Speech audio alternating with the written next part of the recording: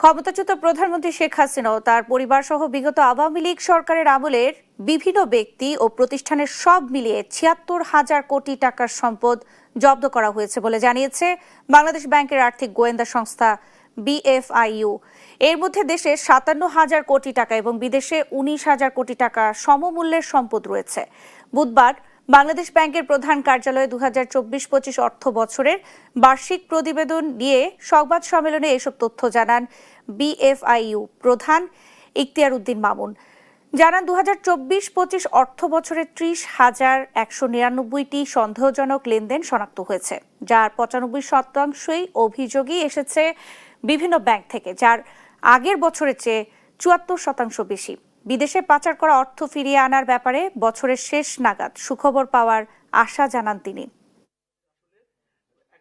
৭৬,০০০ কোটি টাকার সম্পদ যাদের যে 11টি যে আমার অগ্রাধিকার ভিত্তিক মামলা আছে, ওই ব্যক্তিদের সংশ্লিষ্ট তাদের ৭৬,০০০ কোটি টাকার সম্পদ আমরা আদালতের আদেশের মাধ্যমে অবরুদ্ধ করেছি।